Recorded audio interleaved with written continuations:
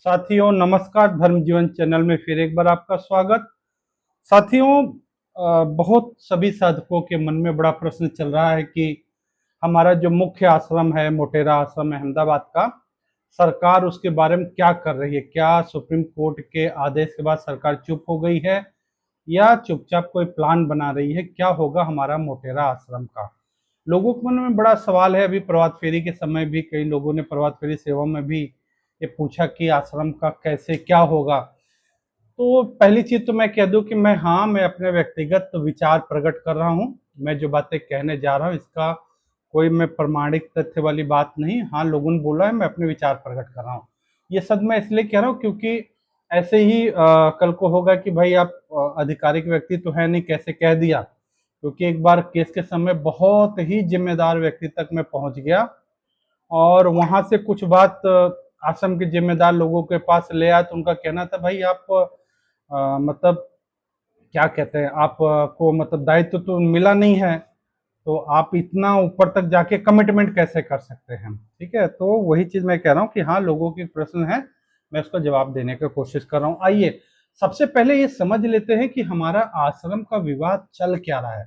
क्योंकि बहुत सारे साथियों के वीडियो हमने देखे कि आए हैं, अलग अलग बातें कह रहे हैं, लेकिन सत्यता पूरी तरह से अभी सामने नहीं आ पाई है, हकीकत में हो क्या रहा है और क्यों हो रहा है। तो साथियों, इसमें सबसे पहला जो मुख्य बात यह है, हमें ये देखना है कि पहली बात यह है कि हमारा आश्रम जो है, जो अहमदाबाद आश्रम क्या है, बना कब। तो सरकारी आंकड़ों के अनुसार हमारा आश्रम सन 1972 के आसपास साबरमती नदी के किनारे छोटी सी कुटिया के रूप में बना था, जो मोक्ष कुटीर हम देखते हैं 1972। और हमारा और एक बड़ी चीज साथियों जानकारी मिली कि 1972 में हमारा आश्रम बना। ऐसा नहीं कि वहां खाली जंगल ही था, उससे पहले वहां पे एक आश्रम चल रहा था, उसका नाम था वहां सदाशिव आश्रम, जो आज भी है। हमारे आश्रम से पहले सदाशिव आश्रम बना था, वहां पे आश्रम है। और एक चीज और जानकारी मिली कि ये जो आश्रम हटाने का नोटिस केवल हमारे आश्रम को मिला ऐसा नहीं है। 3 आश्रम मुख्य हैं जिनको नोटिस मिला है।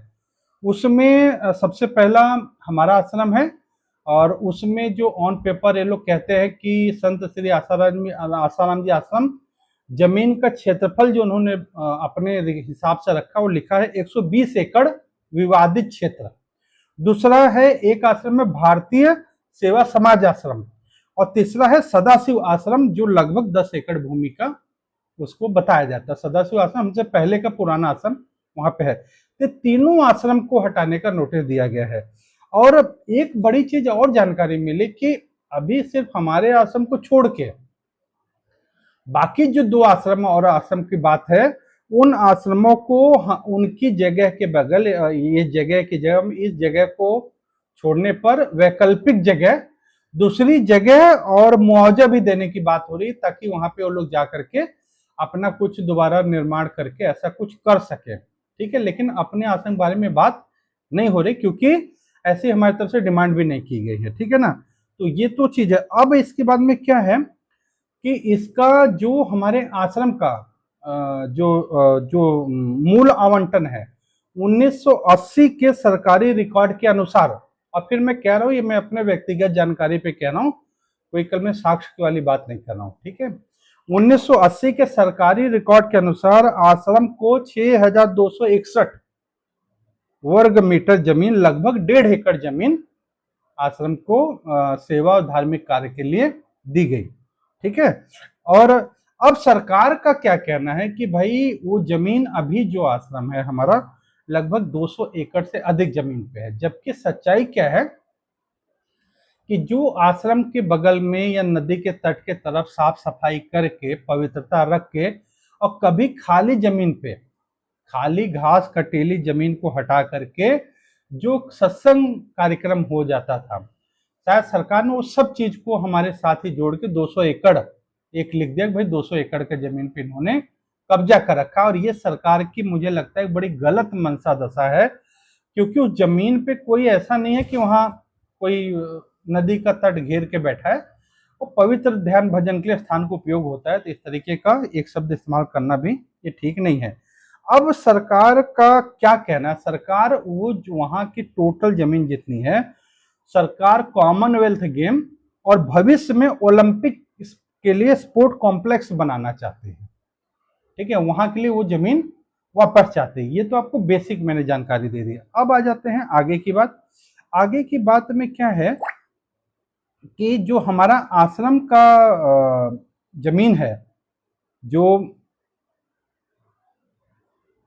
ये इन्होंने बोला 200 एकड़ से अधिक हो गया है। ठीक है, इनका कहना है, लेकिन हकीकत में क्या आ रहा है, आश्रम के बापू के आश्रम के लगभग 45,000 वर्ग मीटर करीब 11 एकड़ जमीन को लेकर संत श्री आश्रम ट्रस्ट और गुजरात सरकार के बीच एक कानूनी विवाद चल रहा है। कितने, करीब 11 एकड़। ठीक है ना, 11 एकड़ जमीन को लेकर के विवाद चल रहा है। और जबकि सरकार वैसे बोलती भाई बहुत ज्यादा घेर लिया, पूरा समुद्र, नदी का तट, ये वो करके वो दिखाती जैसे 200 एकड़ जमीन घेरा है। लेकिन हकीकत जो विवाद चल रहा है 11 एकड़ जमीन को लेकर चल रहा है।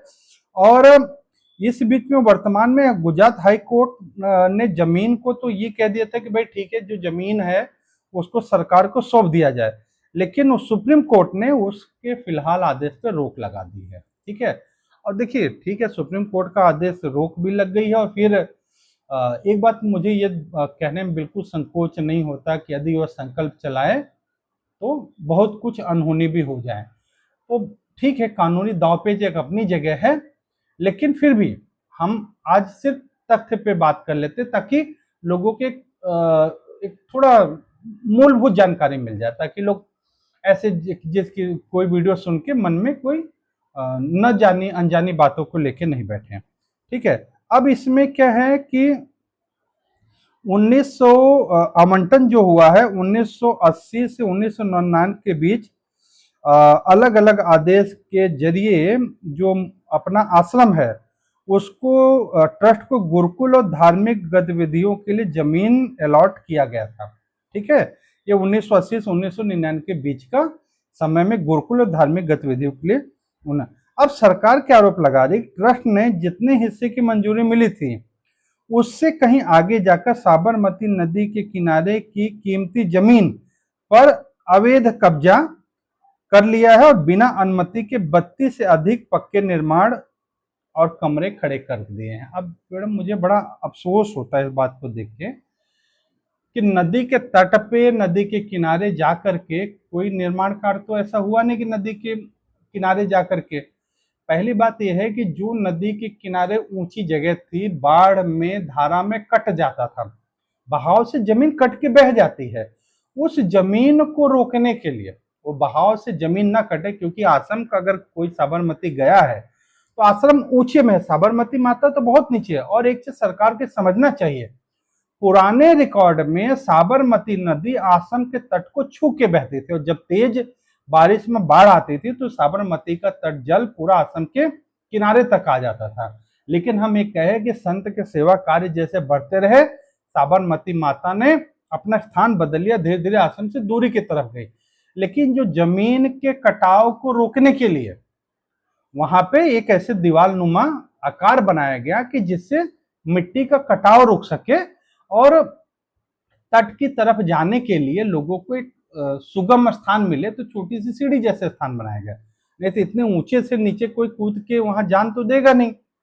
और वो जो दीवार बनी वहां पे थोड़ा सा ऐसे मैंने देखा है, कोई ऐसा दीवार के साथ में एक थोड़ा सा स्थान है बैठने भर का जो बना है। ऐसा कोई हम कहे कि बहुत बड़ी बिल्डिंग और दीवार किनारे खड़ी की गई, बिल्कुल ही एक मैं कह रहा हूँ कि लोगों के बीच में भ्रम पैदा करने की बात है। अगर हकीकत वहां की वास्तविक स्थिति देखा जाए तो जमीन के कटाव को रोकने के लिए आश्रम द्वारा सेवा किया गया था, जो एक दीवार सी बनी है। बाकी ऐसा कुछ कार्य मैं इसलिए कह रहा हूँ क्योंकि मैंने एक पीछे वीडियो बनाया था, उसमें वो वीडियो मैंने वो स्थान भी दिखाया हुआ है। अच्छा, अब उसके बाद में अगली बात क्या आ रही है कि ये कह रहे हैं कि भैया निर्माण कर लिया है, और इसमें कह रहे हैं कि ये जो जमीन, जितनी एक्स्ट्रा जमीन कवर करी ली गई है, आज के समय में इसकी कीमत लगभग 500 करोड़ रुपए की कीमती जमीन है, जो इनका कहना है कि कब्जा की हुई है। तो भैया ऐसे तो पूरा जंगल आपका, नदी का तट सारा ही खाली पड़ा है, हाँ आप भी वहां जाके लूटिए।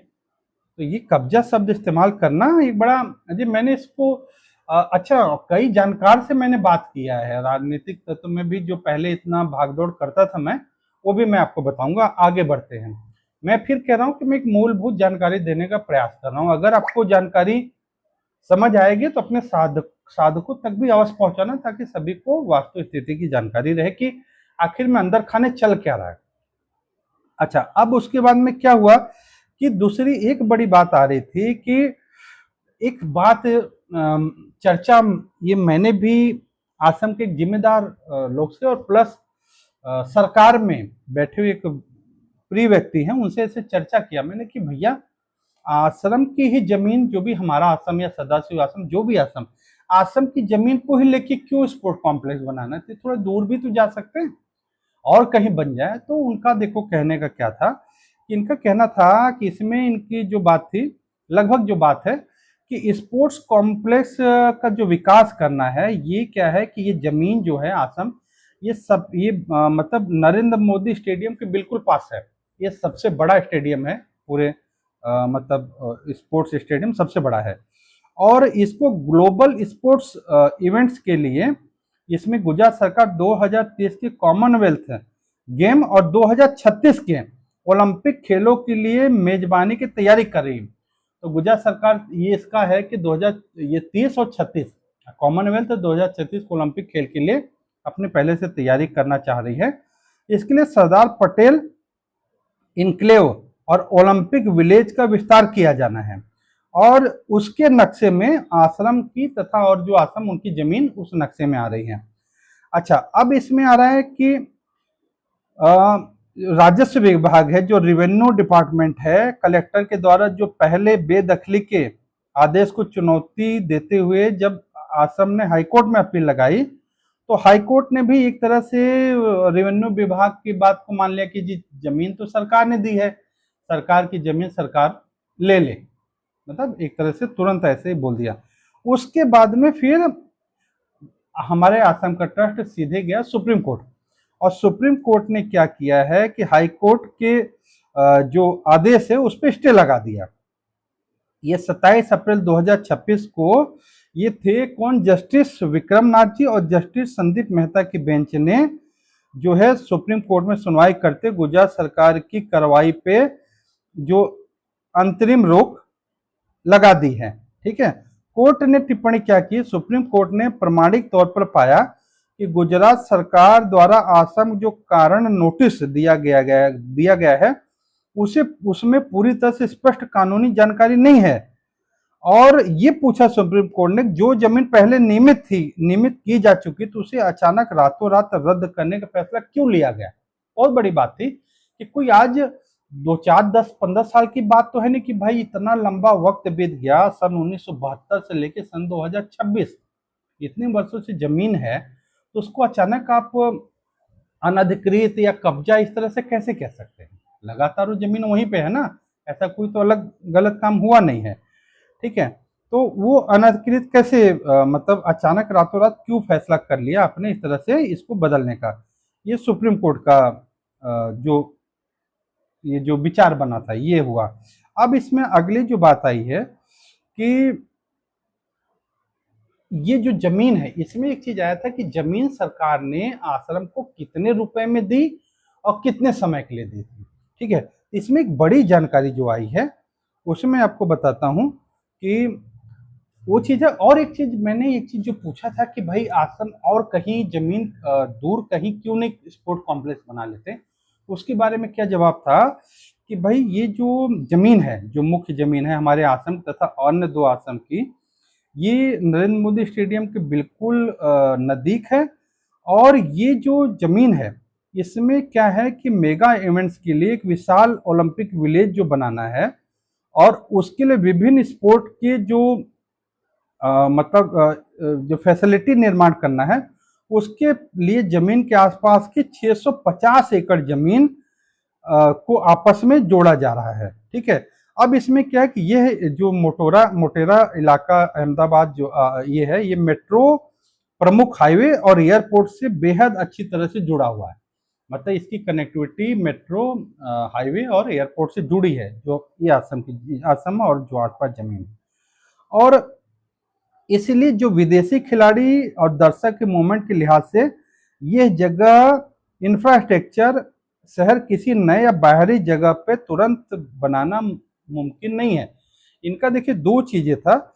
इनका एक कहना था कि जो स्टेडियम है, स्टेडियम के अलावा आसपास में और भी चीजें ऐसी बनाई जाए जो अलग, जैसे स्टेडियम क्रिकेट का हुआ, अन्य खेल का बड़ा हो सकता है, लेकिन और भी छोटे जो और भी गेम के हैं उनके लिए भी अलग अलग स्पोर्ट कॉम्प्लेक्स बनाना है, जो इसी स्टेडियम के आसपास बनाने हैं, ताकि इनकी कनेक्टिविटी एक दूसरे से जुड़ी हो। और तीसरी चीज, अगर नई जगह बनाने जाते तो वहां पे एयरपोर्ट, रोड, मेट्रो, ये चीज इतनी जल्दी उस नई जगह के आसपास खड़ा नहीं किया जा सकता, जो यहाँ बना बनाया मिल रहा है, जिसमें सरकार को कुछ नहीं करना है, सिर्फ आश्रमों को उजाड़ देना है और वहां पे ले जाके बसा देना बिना मेहनत के। ठीक है, और ये चीज इसलिए ये अन्य जगह पे नहीं जा सकते। अब इसमें क्या है, ये जो सरकारी और अदालती जांच में सामने आया कि आश्रम को यह ट्रस्ट जो जिन शर्तों पे दी गई थी, अब ये सरकार कह रही कि उसका उल्लंघन किया गया। ठीक है, नदी किनारे के सरकार का कहना है कि नदी किनारे की आसपास की सरकारी जमीन पर अवैध निर्माण और अतिक्रमण किया हुआ है, जबकि यह जमीन सरकारी जनहित के लिए दिया गया था, इसलिए सरकार वापस ले रही है। सरकार की जमीन है, सरकार ले रही है। ठीक है, ये तो हाई कोर्ट का कहना था, लेकिन सुप्रीम कोर्ट ने ये कहा भाई इतने सालों से नहीं, अचानक में आपको इसको हटाने की क्या जरूरत पड़ी। अब ये जो चीज थी, अब बड़ी चीज है कि जो जमीन हमको मिली 1972 में तो आश्रम बना, लेकिन 1980 के आसपास में रिकॉर्ड के अनुसार आश्रम को जो जमीन मिली थी, कितने रुपए में मिली और कितने साल के लिए मिली थी, ये बहुत बड़ा प्रश्न है। ये चीज मैंने आश्रम के बड़ी जिम्मेदार से भी पूछा था, उसके बारे में आपको बताता हूँ, शायद बहुत लोगों की जानकारी नहीं होगी। देखो, इसमें एक बड़ी चीज आई है कि ये जमीन जो हमको मिली थी 1970 और 1910 के दशक दौरान बापू जी के आश्रम की इसको जमीन को 15 साल के पट्टे पर दिया गया था, लीज पे। सरकार ने 15 साल की लीज दी, उसके बाद में रिन्यू करना था। ठीक है ना, और लीज का नवीनीकरण 15 साल बाद लीज का नवीनीकरण होना था। ये चीज मैंने एक आश्रम के बहुत जिम्मेदार से पूछा कि भाई अगर 15 साल के पट्टे पे दिया गया था, अगर मान लो 80 में भी दिया गया तो 95 में तो जाके हमारा लीज पूरा हो गया, तो 96 से लेके 2026 के बीच में हमने लीज रिन्यू करवाया क्यों नहीं। तो उनका कहना था कि भाई लीज रिन्यू करने के लिए फाइल तो वहां भेज दी थी हमने, लेकिन वो जब रिन्यू कर ही नहीं रहे हैं तो हम क्या करें। तो मेरे मन में एक बड़ा, उस समय उनसे कहा भी कि प्रभु उस समय इतने बीच में बहुत सारी ऐसे सरकारें आई और ऐसे मुख्यमंत्री रहे जिन्हें बापू के सेवा कार्यों के बारे में पूरी तरह से जानकारी थी, आश्रम में आना रहना था, उस समय भी क्यों नहीं रिन्यू हो पाई। एक बहुत बड़ा प्रश्न तो यहाँ रहा कि जो वो आज तक में 15 साल के बाद वो रिन्यूअल नहीं हो पाई। ठीक है ना, तो इसमें दिया है कि 15 साल की शुरुआती खत्म होने के बाद सरकार ने इस पट्टे को आधिकारिक रूप से रिन्यू किया ही नहीं है। ठीक है, इसीलिए ये जमीन धार्मिक और आध्यात्मिक गतिविधियों के लिए दी गई थी, और जांच में पाया गया कि यह नियम के विरुद्ध जाकर 32 से ज्यादा अवैध निर्माण कर दिए गए, कई कमर्शियल काम की गई, इसलिए सरकार ने जमीन वापस लेने की प्रक्रिया शुरू कर दी है। ये चीज क्योंकि लेने के लिए कुछ कारण दिखाना है तो बहाना किया गया, लेकिन एक चीज तो जरूर है कि 15 साल बाद हम पट्टा रिन्यू करवा नहीं पाए, किसी भी कारण से रहा हो। ठीक है, अब देखो रही बात कि उस समय जो पैसा होता था, तो ऐसा कोई जमीन की कीमत नहीं, केवल टोकन मात्र, नाम मात्र पैसा लेकर के धार्मिक कार्यों के लिए जमीन दे दी जाती थी। ठीक है ना, और जो है उस समय की जमीन जो दी गई थी। अच्छा, अब इसके बाद में अगली बात क्या आ रही है, आज की कीमत तो सरकार बोल रही है उसको छोड़ दें। अब जो गुजरात हाई कोर्ट ने हरी झंडी दिखाई थी जमीन लेने के लिए, सुप्रीम कोर्ट ने रोक दी, लेकिन अब इसमें हकीकत जो बात आ रही थी दिमाग में कि आगे इसमें हकीकत अब हो क्या रहा है भाई, सुप्रीम कोर्ट और इसमें बातें हुई क्या थी और आगे हो क्या रहा है और ऑप्शन क्या बन सकते हैं, वो चीज पे थोड़ा ध्यान दे देते हैं।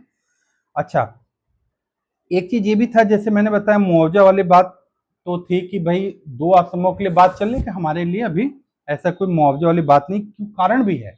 देखिए इसके बारे में मैंने आसाम में बात किया था कि क्या ऐसा हो सकता है कि मतलब देखिए मैं नहीं कह रहा हूँ कि ऐसा हो, कहते हैं ना कि कोई भी अगर मैनेजमेंट में आदमी जाता है तो वो भावना के साथ एक कहते हैं ना प्लान, एक साथ प्लान बी सोच के चलता है। तो मैंने जिम्मेदार व्यक्ति से बैठा था, तो मैंने पूछा कि भाई क्या ऐसा हो सकता है कि भाई जो सरकार के जिम्मेदार टॉप लेवल में बात किया जाए कि भाई अगर ठीक है आप नहीं माने कुछ हो तो ये जमीन का जितना जमीन है पुनर्निर्माण कार्य है उतना स्थान मिले। लेकिन एक हम मेरी भी तला तथा उनके भी कहना था कि भाई बात जमीन की नहीं है, बात यहाँ पे बापू जी का साधना स्थली है। यहाँ पे अम्मा की आप देख रहे समाधि भी बना हुआ है। तो मैंने कहा अगर ऐसा हम कहें कि भाई ये हमारा मुख्य स्थान जो है, जो मोक्ष कुटीर अम्मा के समाधि, ये मुख्य स्थान को एक तरह से सुरक्षित करके उतना स्थान को छोड़ के एक पूजा या तीर्थ स्थान जैसा रख के आसपास के थोड़ा स्थान दे के बाकी का ट्रांसफर की बात हो।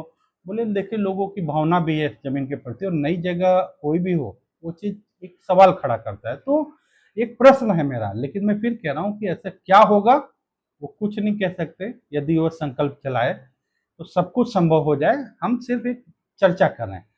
तो ये एक मेरे मन में ऐसा विकल्प आया था, मतलब ऐसा मन में था कि क्या ऐसा सोच सकते हैं, लेकिन जो भी हो आपको मैंने बताया।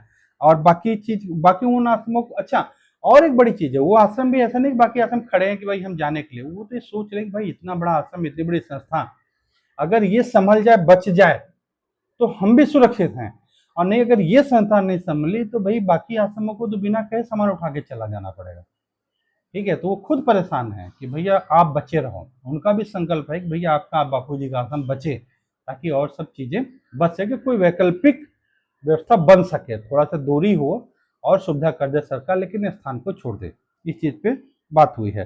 अब इसमें एक अगली बड़ी चीज जो आई है, वो जो चीज आई है कि हमारे तरफ से ये जो सुप्रीम कोर्ट में जो बहस हुई है जिसपे स्टे मिल गया, उसमें क्या हुआ था, उसमें एक आपको बड़ी अच्छी जानकारी दे दूं मैं कि हमारे तरफ से एक सीनियर वकील जो थे, वरिष्ठ वकील मुकुल रोहतगी, यह दलील दी थी कि सरकार की जो कार्रवाई है पूरी तरह दुर्भावनापूर्ण है। अचानक बोलना खाली कर दो, हम जमीन ले रहे, तुमने गलत काम किया, ये दुर्भावनापूर्ण है। और सबसे बड़ी बात है कि ट्रस्ट को जानबूझ के इसलिए निशाना बनाया जा रहा है क्योंकि जमीन प्रस्तावित स्पोर्ट्स जोन के भीतर आ रही है, ना कि इसमें दी है कि ट्रस्ट के वकीलों ने तर्क दिया कि सरकार द्वारा लीज रद्द करने और अतिक्रमण हटाने की यह अचानक कार्रवाई पूरी तरह से गैर कानूनी और दुर्भावनापूर्ण है। खेल परिसर असली वजह, उन्होंने कहा कि जमीन खाली कराने का कारण अतिक्रमण या कोई नया निर्माण नहीं है। उनका कह रहे हैं भैया जमीन खाली कराने का जो ये कह रहे हैं कि मतलब अतिक्रमण कर लिया है, नया निर्माण कर दिया, इतना बना लिया, वो कोई कारण नहीं है, क्योंकि सरकार वहां स्पोर्ट्स कॉम्प्लेक्स और ओलंपिक विलेज बनाने का प्लान है, जिसके कारण आश्रम को बिना किसी ठोस कानूनी आधार के हटाया जा रहा है। अब आप देखो कोई चीज बनाने जाओ, कोई जो ऑलरेडी इतने वर्षों से जो चीज बनी उसको उजाड़ के आप करोगे, जरूरी नहीं है, उसका वैकल्पिक व्यवस्था बनाया जा सकता है, उसके लिए आप प्रयास करो। जब इतना समय है आप उखाड़ना ही क्यों चाहते हैं, आश्रम को वहां से हटाना ही क्यों चाह रहे हो। ये चीज हमारे जो वकील थे, ये मुकुल रोहतगी जी ने इस चीज को कहा। अब इस चीज में क्या आया कि ट्रस्ट की ओर से दलील दी गई थी कि प्रशासन द्वारा आश्रम को जो कारण बताओ नोटिस जारी किया गया, उसमें आरोप से जुड़े ठोस और स्पष्ट तथ्यों की कमी थी। कोई ऐसा आरोप है, ठोस तथ्य नहीं दिया था कि भाई ये कारण है, इस वजह से हम आपके साथ में ऐसा कर रहे हैं। ठीक है, और उसके बाद में ये कहा गया कि पहले तो बाकी जो जमीन थी उसको तो नियमितकरण, और फिर उसके बाद में अदालत की सहमति क्या रही, इस तर्कों को सुप्रीम कोर्ट ने भी सही माना। जस्टिस विक्रमनाथ और जस्टिस संदीप मेहता की ओर से बेंच ने सरकार से पूछा, जब नोटिस में ही अतिक्रमण और नियमों के उल्लंघन का स्पष्ट विवरण नहीं है तो पीड़ित पक्ष अपना जवाब कैसे तैयार करेगा। आप विवरण तो दो ना भाई, कौन सा आपको लग रहा है उल्लंघन हुआ है या अतिक्रमण हुआ है, आज अतिक्रमण हुआ है कि पहले का बनी हुई चीज है, वो चीज को आप उसको स्पष्ट नहीं दिया है। ठीक है, अब इस चीज में क्या है कि जब ये सरकार ने क्या किया है कि वकील, हाँ, जो वकील ने कोर्ट को बताया कि अतीत में सरकार ने खुद ही, हमारे वकील ने जो बताया कि पिछले समय सरकार ने खुद ही जमीन के कुछ हिस्से को नियमित किया था और बार बार लीज भी बढ़ाई है, थोड़े हिस्से को नियमित करके लीज भी बढ़ाई हुई है, ठीक है ना। और अचानक में ये जमीन का निर्माण को मान, दशकों से, इतने वर्षों से तो जमीन के निर्माण को मानता दे आ रही, पहले कोई ऑब्जेक्शन नहीं हुआ, अचानक में ऐसा क्या बदल गया कि पूरे पट्टे को ही रद्द करके जमीन वापस लेना चाह रही, जबकि कुछ हिस्सा, शायद अगर मेरे से भूल ना हो तो गुरुकुल जो अपना बना है वो मतलब रिन्यूअल, मतलब रिन्यू है उसका, ऐसा तो है नहीं कि बाकी पूरा नहीं है, कुछ हिस्से को तो नवीनीकरण किया है सरकार ने, तो क्यों पूरा रद्द कैसे करके आप हटा रहे हो ये चीज को। तो इस चीज को सुप्रीम कोर्ट ने सही माना और स्टे लगा दिया, भाई जब तक बात क्लियर नहीं होती कोई भी वहां पे तोड़ने, एक ईंट हिलाने नहीं जाएगा। ये तो चीज हमारी तरफ से हो गई। अब उसमें क्या हुआ कि जो सरकार ने क्या पक्ष रखा, सरकार की तरफ से सॉलिसिटर जनरल तुषार मेहता हाजिर हुए थे। उन्होंने आश्रम के दावों को खारिज करते हुए गंभीर आरोप और कुछ सबूत अदालत के सामने रखे, आरोप लगाया। उन्होंने कहा कि बिना मंजूरी के सरकार ने वहां आश्रम ने 30 से अधिक अवैध और पक्के निर्माण कर लिए हैं और जिसके लिए निगम से पहले कोई अनुमति नहीं ली गई थी, पहला। दूसरा कह रहा है कि यह धार्मिक और धर्मार्थ कार्यों के लिए दिया गया था और इसमें कई व्यवसायिक गतिविधियां चलाई जा रही हैं। तो ये चीज को हमारे वकील द्वारा कहा गया था कि भाई आपको कुछ लगता है कि वहां पे व्यवसायिक चल रहा है तो आप उसका सबूत दो कि क्या व्यवसायिक चल रहा है वहां पे, तो ऐसा कुछ नहीं, ध्यान भजन हो रहा है। ऋषि प्रसाद पत्रिका जो है सिर्फ आप देखो तो एक ना मिलने वाले मूल्य पे ऋषि प्रसाद पहुंचाई जा रही है, ऐसा कोई नहीं हुआ है, ठीक है ना। अब उसके बाद में, अच्छा, अब ये कह रहे हैं कि आश्रम के ट्रस्ट ने साबरमती नदी के बहाव क्षेत्र के आसपास करोड़ों रुपए के मूल्य की सरकारी जमीन पर अवैध कब्जा करके रखा हुआ है और यह स्पष्ट किया कि सरकारी संपत्ति है और सरकारी संपत्ति सरकार खाली करा सकती है, ठीक है। ये जो वकील साहब थे सरकार की तरफ से, तुषार मेहता जी ने ये बात रखा। अब जहां एक तरफ ट्रस्ट का कहना है कि उन्हें नोटिस ठीक से दिया ही नहीं गया, न जानकारी बताई गई, वहां तुषार मेहता ने भी अदालत को आश्वासन दिया कि जब तक सभी वैधानिक प्रक्रिया का पालन किया नहीं पूरा हो जाता, उचित कानूनी कार्रवाई नहीं शुरू हो जाती, तब तक सुप्रीम कोर्ट को उन्होंने बोला कि वहां ऐसा कोई भी कार्य नहीं किया जाएगा, मतलब आश्रम को तोड़ने या हटाने का कोई ऐसा कार्य नहीं किया जाएगा। तो अब देखिए सारा चीज मुझे लगता है कि जा करके अभी सुप्रीम कोर्ट के हाथ में है और दूसरा साधकों के संकल्प के हाथ में भी है, ठीक है। और ये चीज बहुत अच्छा है क्योंकि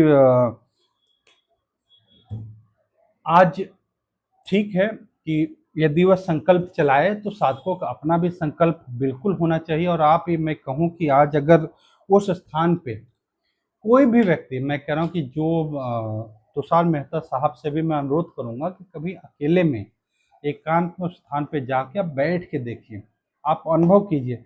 और मैंने तो यहाँ तक एक बड़े जिम्मेदार सरकार में व्यक्ति, मैंने उनसे कहा भैया एक चीज चलो और हम कर सकते हैं, आप पूरी चीज को आप कह रहे हो कि भाई आपके खिलाड़ी आएंगे उनके लिए सुविधा, तो जो खिलाड़ी आएंगे उनको हमारे देश का धार्मिक कल्चर, हमारे देश के अध्यात्म को दर्शाने के लिए ये जो हमारा आश्रम का स्थान है, यहाँ पे कुछ और ऐसे धार्मिक चीज आप बना दो जिसका देश, जिसके धर्म, सनातन संस्कृति, उसके विविध धर्म का प्रचार की चीजें बनी हो, जैसे दीवालों पर लिखा है, ऐसे कुछ और अच्छे स्थान बना दो और वहां पे हमारे साधक वॉलंटियर के तौर पे लोगों को धर्म के प्रति, भारतीय सनातन संस्था के प्रति बताने का, समझाने का काम करें। और उनको ध्यान साधना में, ये कहा जाता है कि जो खिलाड़ी ध्यान साधना करता है खेल के से पहले, उसको संयम, एकांत मिलता है तो उसका खेल में भी निखार आता है।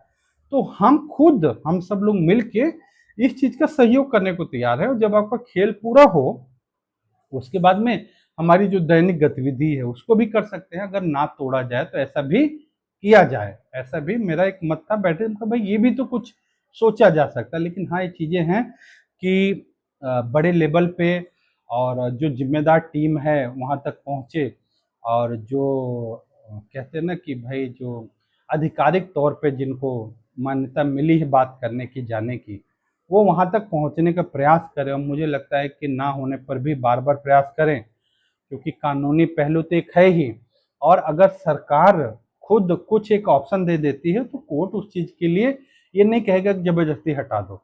तो मुख्य चीज़ क्या है, सुप्रीम कोर्ट ने स्टे दिया है लेकिन फिर भी हाथ में सरकार के है।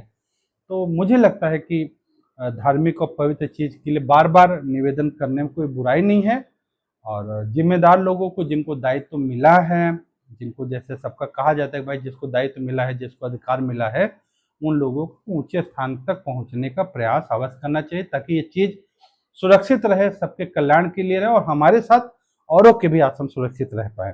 तो ये मेरे पास जो जानकारी थी वो मैंने आपके साथ साझा किया। मैं कोई इसके तथ्य की पुष्टि नहीं कर रहा हूँ, एक आपसी जानकारी के लिए है। बाकी विशेष जानकारी आपको विशेष स्थान से मिलेगी, और आप औरों को भी, अगर आपको उचित लगे तो औरों को भी वीडियो भेजना ताकि सबको जानकारी मिल सके। सबको खूब खूब धन्यवाद। हरिओम।